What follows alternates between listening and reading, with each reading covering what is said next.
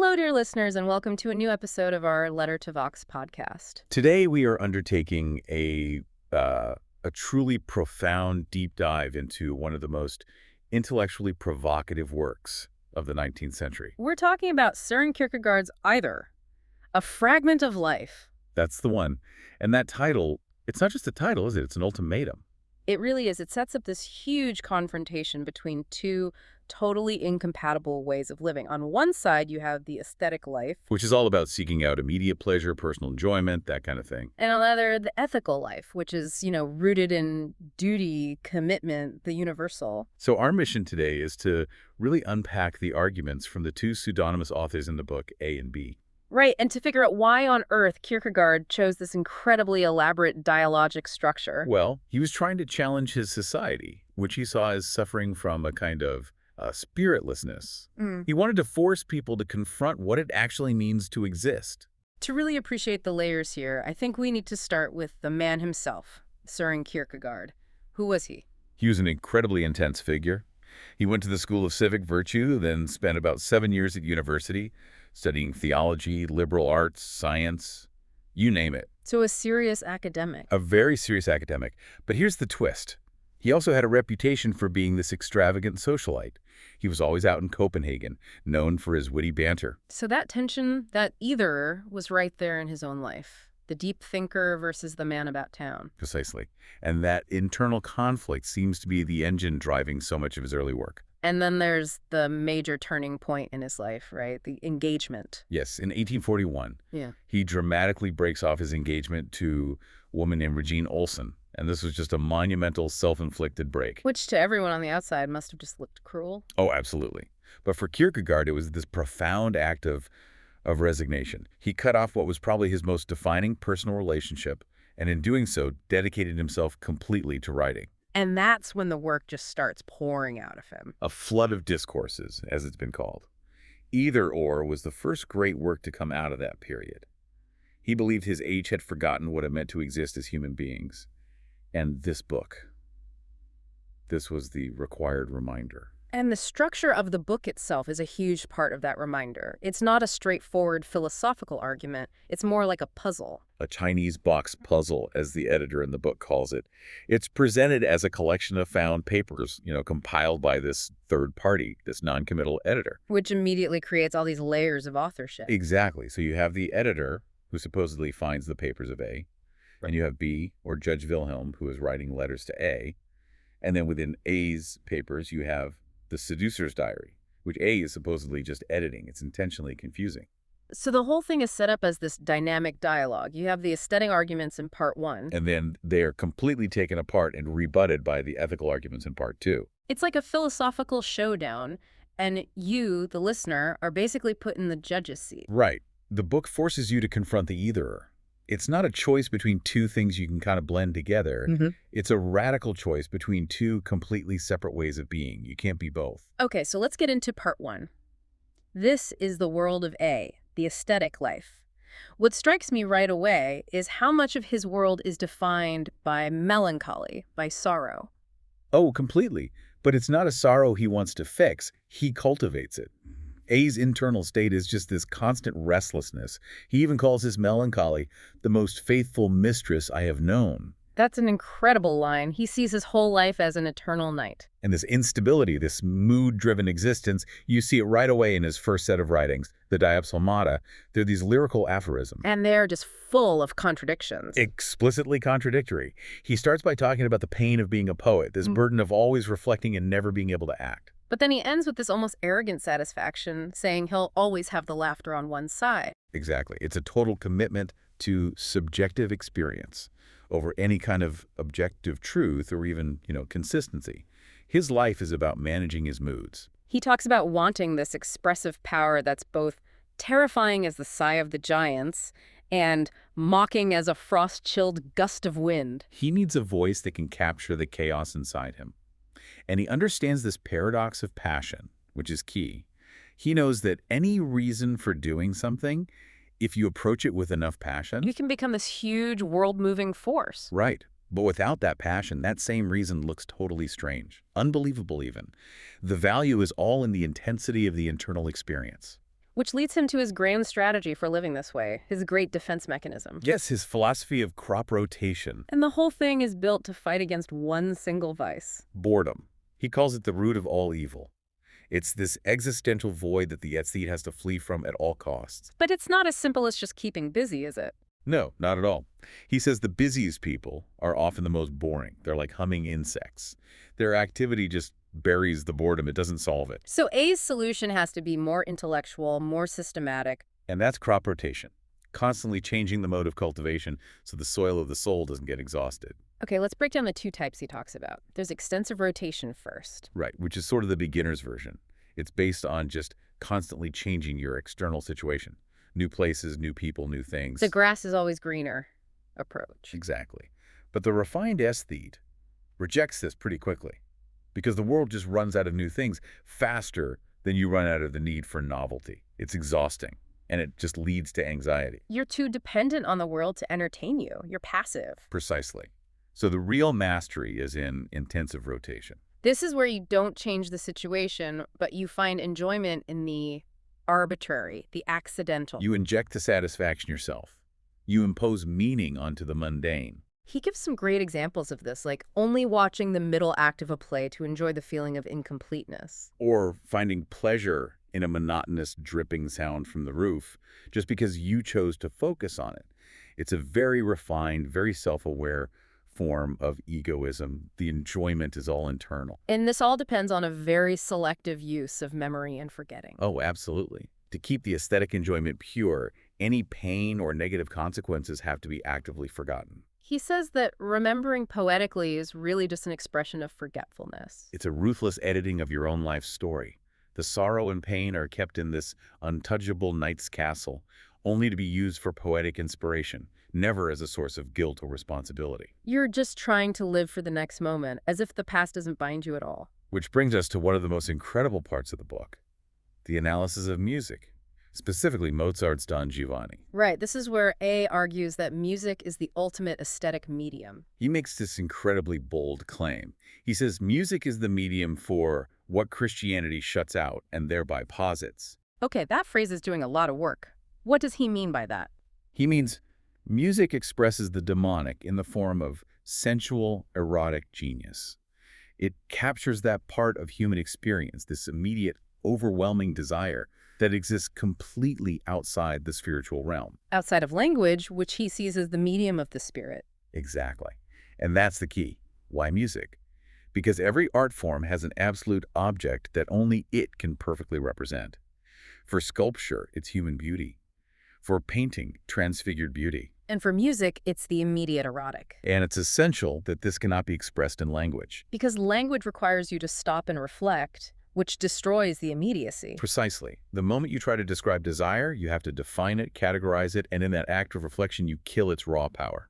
Music, being non-linguistic, is the only medium that can convey it purely. Which is why Mozart's Don Giovanni is, for him, the absolute pinnacle of all art. The idea is absolutely musical. The music isn't just accompanying the story. The music is the story. It is the idea. So Don Juan himself can't be a deep psychological character. No, if he had internal reflection, you could describe him in words and the whole musical concept would collapse. Yeah. Instead, he is sensual life in its immediacy. He's a primitive power, a negation of spirit. He's more of a force of nature than a person. He hovers between being individual and force of nature. And that explains his famous list of conquests. His love is only in the moment. It's absolutely faithless. It doesn't love one person, it loves all, which means it seduces all. He's absolutely victorious because he never sticks around for the consequences. But the text makes this fascinating point that his victory is also an impoverishment. Why is that? Because it lacks individuality. Think about ethical love. It's rich because it relates uniquely to each person. But Don Giovanni relates to everyone in the exact same way, as an object of immediate desire. So his list of 1,003 conquests isn't a sign of wealth. It's a sign of failure. It's 1,003 failures to find a genuine individual relationship. He's just moving from one abstract object to the next. Which is why A is so critical of other versions, like Molière's Don Juan. Yes, because Molière turns him into a reflective character, a vulgar bully who uses his fists. And that completely misses the abstract, overwhelming, purely musical power that is the essence of the idea. The protagonist is the tonality of the opera itself. It's this all-consuming force, a character who is a negation of spirit, and yet one of the most compelling figures in art. And that negation is key. He is immediate life, so the one thing he cannot stand is the reproduction of life, the continuity that belongs to the spiritual ethical realm. So if Don Giovanni is the immediate musical aesthete, the book then gives us his polar opposite within the aesthetic world, Johann from The Seducer's Diary. Yes, Johannes is the reflective seducer. He is the intellectual application of the intensive crop rotation idea. His goal isn't quantity like Don Juan. No, not at all. For him, it's all about the how. The artistry, the systematic progressive seduction. He's looking for the poetic element in the situation, and then his real enjoyment comes from savoring his own reflection on the situation. His entire life is organized around this. It's so calculated. He has this rule that no love affair should last more than 6 months. And that it's over as soon as one has tasted the final enjoyment. He's a connoisseur, an artist, but he's completely detached. He's never actually caught up in passion. He's the director of the play. And his great masterpiece is The Seduction of Cordelia. She's the perfect target for him, isn't she? The perfect target. She's young, isolated, lost in her own thoughts. Her womanliness is a dream, just waiting for someone to awaken it. And he's going to do it, but it's an intellectual game. His strategy is just, it's diabolical. He starts with irony and common sense to make her feel vulnerable. He uses his coldness to create contrast, so that when he finally shows love, it hits her with this incredible force. He keeps their early relationship purely intellectual to completely lower her guard. And he even uses her actual suitor, Edvard, as a tool. A brilliant move. He calls Edvard an ardent admirer, which basically makes him seem clumsy and predictable. This allows Johann to operate as the harmless intellectual friend, even giving Edvard advice. It's an incredible level of duplicity. But the real art for Johannes isn't getting the girl, it's the exit. He says to poeticize himself into a girl is an art, but to poeticize himself out of her is a masterpiece. What does that actually mean? It means leaving her with nothing. No concrete promise, no tangible betrayal she can point to. His goal is for her to doubt whether the whole thing was even real, to wonder if it was only her imagination. He steals her reality. He builds this spiritual concupiscence in her, convinces her that their love is so superior it transcends normal bonds, like her engagement. And he has this chilling definition of his own deception. He says he's fashioned a heart in her likeness, a spiritual picture of her that she doesn't even know he possesses. He has stolen her heart. And then once the final enjoyment is over, he's just done. She has lost everything, her innocence, her resistance, and he decides he wants never to see her again. The art project is complete. He leaves total devastation in his wake, and he walks away to reflect on his own masterpiece. Don't forget to subscribe and leave a like if you enjoyed this podcast. So now we have to move to part 2, which is a complete shift. We leave the destructive, self-serving, aesthetic world for the ethical life, embodied by Judge Wilhelm. And he's writing directly to A, trying to pull him back from the brike.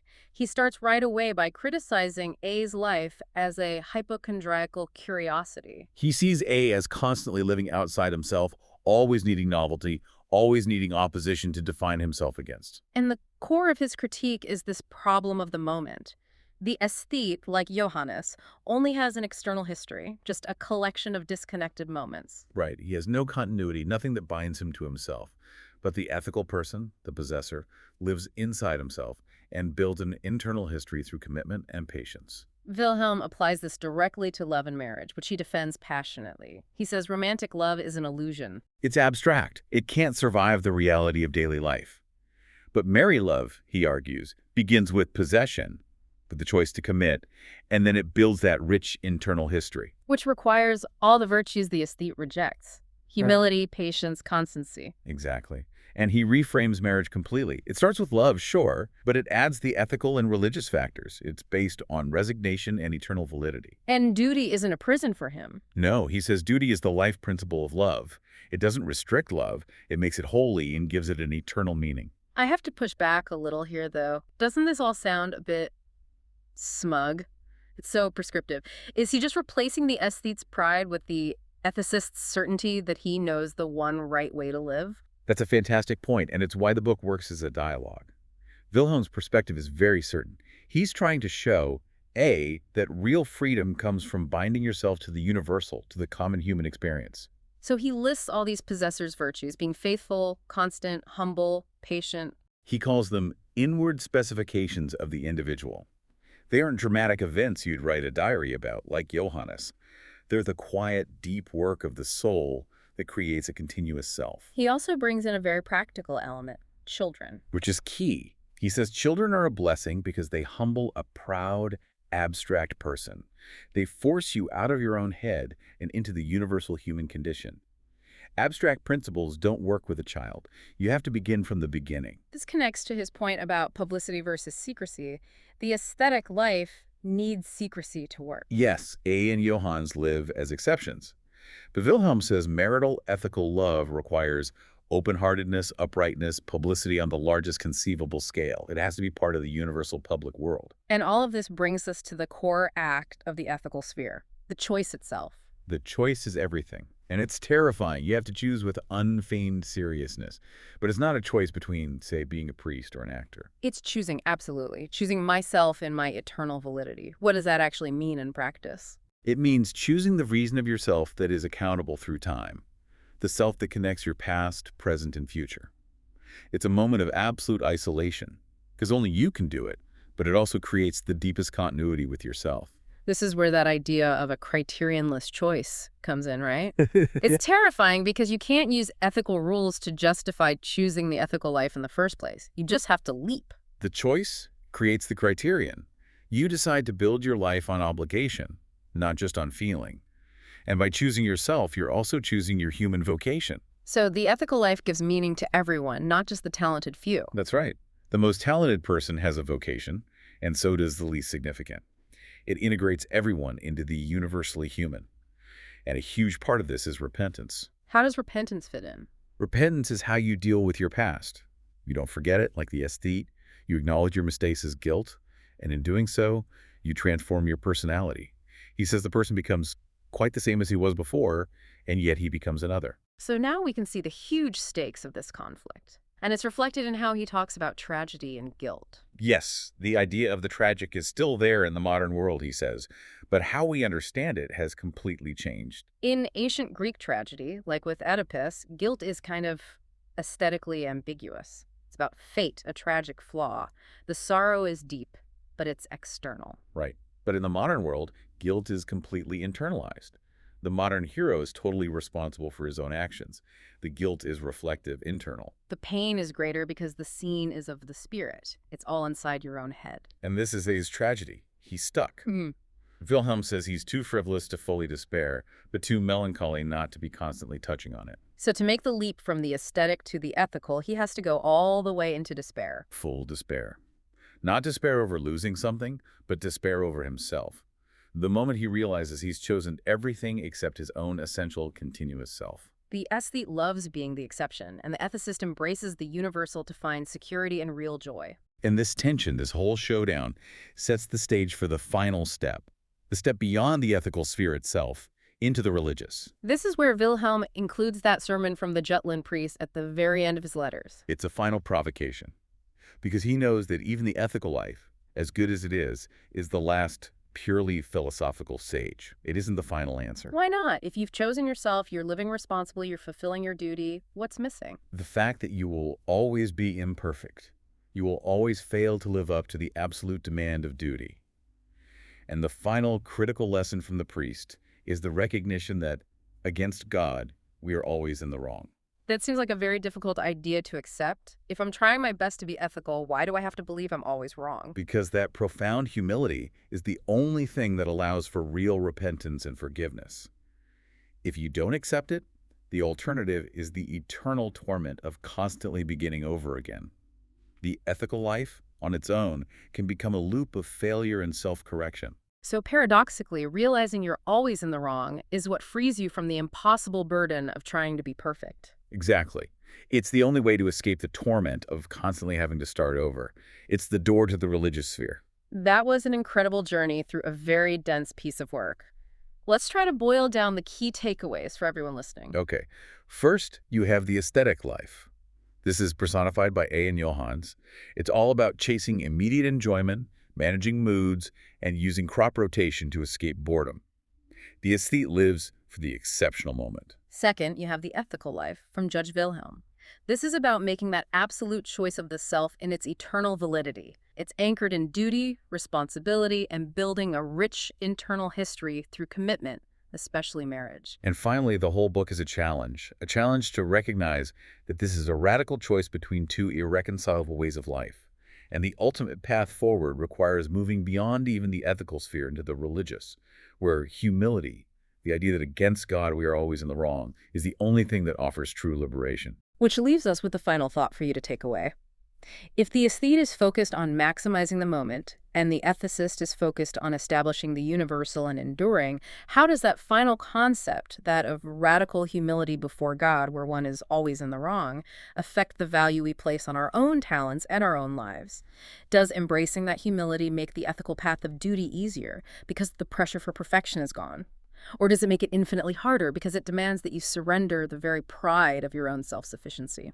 Something to ponder as you reflect on your own choices. Thank you for joining us for this deep dive.